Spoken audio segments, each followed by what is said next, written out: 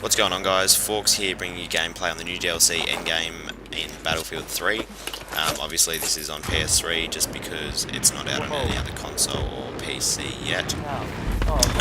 In this video I'll be covering all the 4 maps and basically showing you how they work and some of the new vehicles. I won't be going in detail on the vehicles or the new weapon, or will I be doing air superiority. I will do a separate gameplay for that, so that should be up the next few days.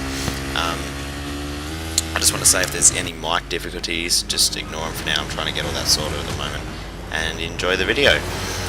So basically, first up here is gameplay on Operation Riverside. It's basically, what I've found actually is over the all 4 maps of the DLC, is they all are kind of narrow based, like a rectangle. They all follow like a single kind of a line from A to B, so spawn to spawn, and I think that's because they've introduced the 2-wheel motorbikes, as you're about to see in a minute.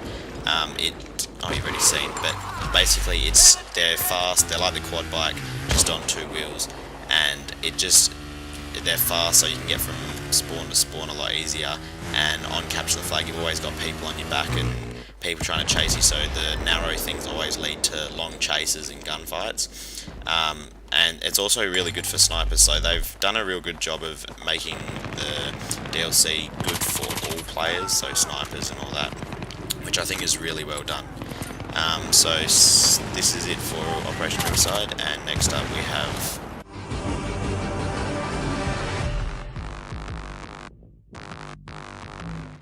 Alright guys, so this is an abandoned desert, I believe it's called. It's probably the biggest map of the DLC, and it's also really open, so you've got a little bit of cover at each flag. So you've got this is actually Conquest, so it's not Capture the Flag, but each flag in Conquest you've got a little bit of cover, so a few buildings and so on, but apart from that it's just narrow roads and basically open plains from spawn to spawn, which is actually good for a change because there's not really any other maps in Battlefield 3 that are similar to this, so it adds something new to the game. And then again, with the 2-wheel motorbikes, they're fast and they can get from A to B a lot quicker, so it's good for them. Another thing about this map is when you do play Capture the Flag, do not head straight down the middle.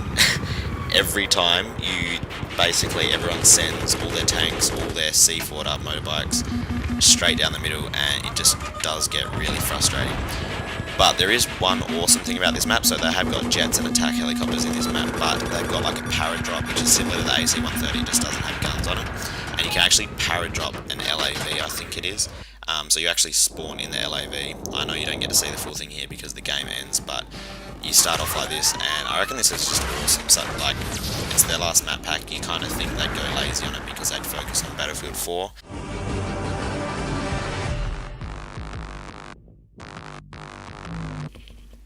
But yeah, no, I reckon that the LAV drop was definitely something awesome to add to their final DLC. So this gameplay here is Kayasa Railroad, I think it's pronounced. If I don't pronounce these names right, it's because they're all bloody different languages and sound funny. But yeah, this is Kale, whatever it was, Railroad, and again, it's narrowly based. There's a train track that runs from spawn to spawn, so you always find people on motorbikes and tanks head down that path, especially after they've captured the flag. The one thing I don't like about Capture the Flag is it was bound to happen was everyone just lays C4, landmines, like AT mines all around their flags, and either defense camps or rush and camps around the enemy spawn. Because you can do that in this, there's not like a redded out area where you can't be. You can just set AT mines in front of enemy tanks and so on, so they blow up pretty much as soon as they hop in them. That's the only thing I don't like about it, but overall it's actually pretty fun, and this map is quite good.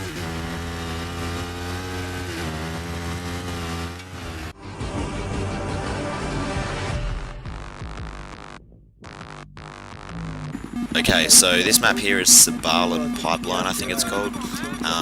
It's obviously a snowy map, it's the only snowy map of the DLC. Again, it's fairly narrow based, but it's not as bad as the rest, so you've got a fair few roads that go out to the left and right, so you've got flank routes there if you want to use them. And it's got a lot of cover, so you've got a lot of trees, which is good for snipers, so they've made this map very diverse for all snipers, assault rifle, and then you've got a lot of big buildings, so for people that like to play close up. But again, people do like to spawn camp and bloody AT mine their entire flag base, so that's the only annoying thing.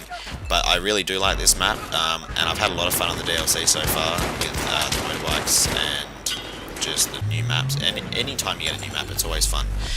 But yeah, so that's basically all I'm going to go over for today, is these 4 maps. Leave a comment below if you want to see anything from the new DLC that you haven't got yet, so if you've got an Xbox, let me know what you want to see, and I'll be sure to try and do that. Air Superiority will be up soon. Give the video a like if you did enjoy, and subscribe for more videos. Take it easy, guys.